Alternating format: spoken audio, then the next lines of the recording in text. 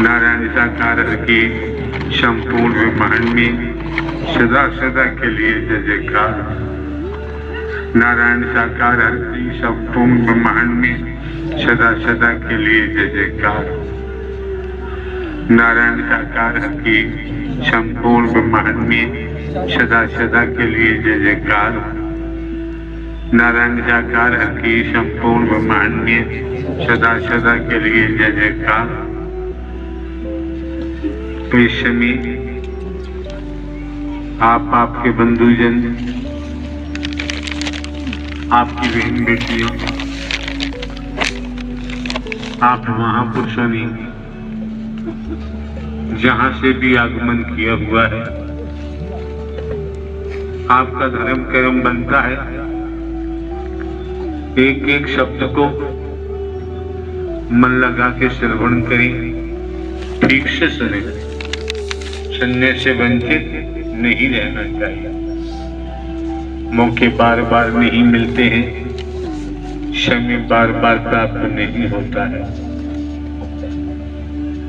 अभी तक आपके सम्मुख क्या प्रेम सखी ममता शर्मा, अभी इन्होंने आपका अपना स्वयं का नाम आपके सम्मुख उच्चारण किया। इस शर्मा ने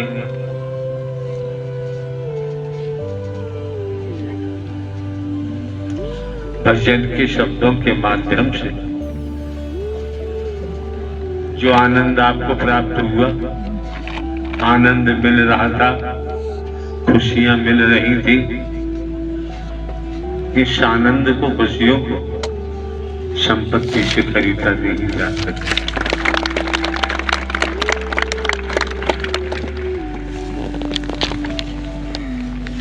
इन्होंने शेम में देखा होगा, परखा होगा, जांचा होगा, वेदों का अध्ययन किया होगा, पुराणों, धर्म शास्त्रों का स्वाध्याय किया होगा, संतों को सुना होगा, ज्ञानी जनों को सुना होगा। तब जो आपको उपलब्धि प्राप्त हुई है, जो आप बखान कर रहे थे, जो आप जानकारी दे रहे थे,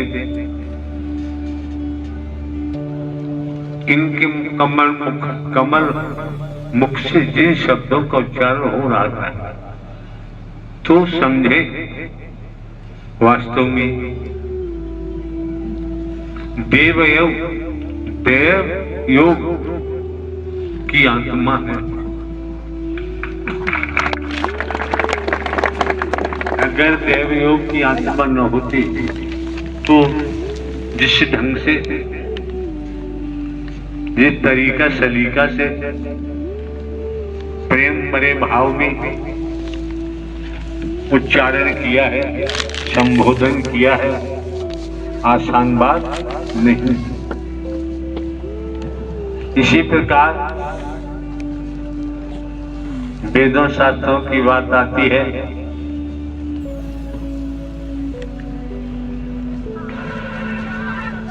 संत गोस्वामी तुलसीदास जी ने क्या लिखा है रामायण में?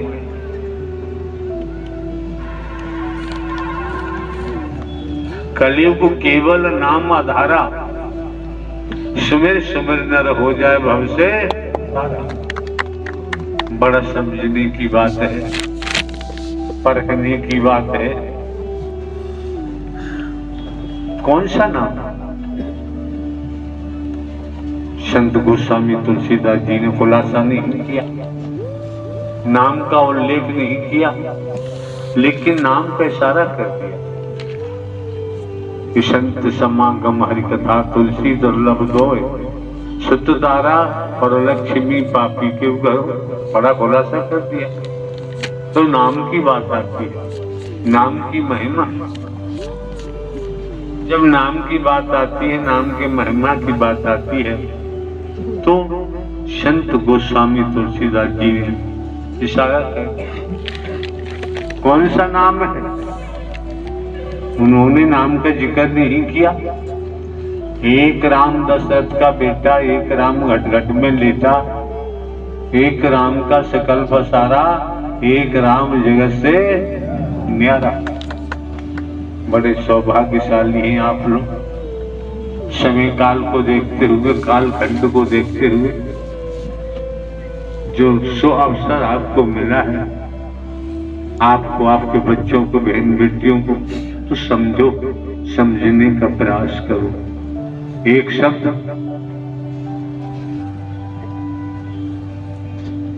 कानों में चला जाएगा, अवश्य ही अपना काम करेगा, क्योंकि आपका आगमन तमाम किराया भाड़ा खर्च करते हुए, खेती बाड़ी, नौकरी, व्यापार से अवकाश लेते हुए जब इस मानव मंगल मिलन सद्भावना समागम में हुआ, तो आप देखते हैं यहाँ कुछ पूड़ी, पराठे, हलवा, चिनोरी, कोई चीज तो बांटी नहीं जाती है, और जब ये बांटा नहीं जाता, इसीलिए कहा गया है रज तम सत, रजोगुण तमोगुण सतोगुण। ये त्रिगुणी माया है, और त्रिगुणी माया में पूरा ब्रह्मांड लिपायमान है। जो मायापति है नारायण हरि, माया नारायण हरि परमात्मा की चेरी है, दासी है। हरि परमात्मा ही आत्म कल्याण कर सकते हैं, माया से छुटकारा दिलवा सकते हैं, और किसी के वश की बात नहीं है। दुनिया के वेदों को, शास्त्रों को, पुराणों का अध्ययन करके देखें आप, पठन पाठन करके देख लीजिए आप, जो जानकार हैं उनसे पूछ लीजिए। बात प्रेम की आती है, आज के वक्त में प्रेम के नाते ठगों की कोई कमी नहीं है। और मजे की बात है, परमात्मा क्या होता है, घास फूस है क्या? क्यों? जिसको देखो वो पैसा की दौड़ में भाग रहा है, झूठ बोले, छल कपट करे, दंभ करे, उसे धन चाहिए, रुपया चाहिए।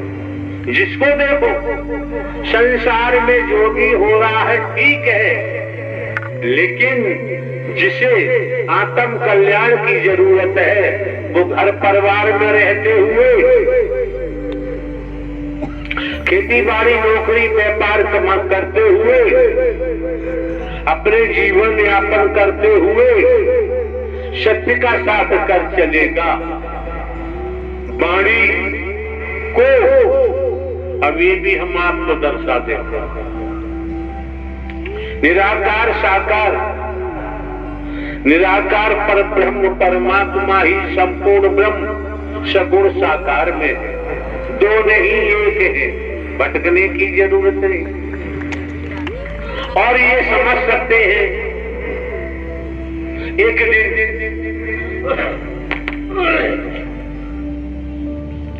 आत्म कल्याण चाहिए, पूर्ण विश्रांति चाहिए, कब तक 84 लाख योनियों के भोग भोगेंगे?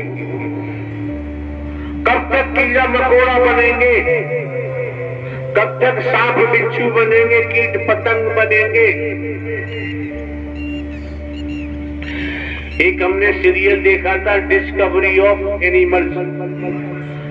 इतनी प्रजातियां हैं उन पशुओं की, कीट पतंगों की,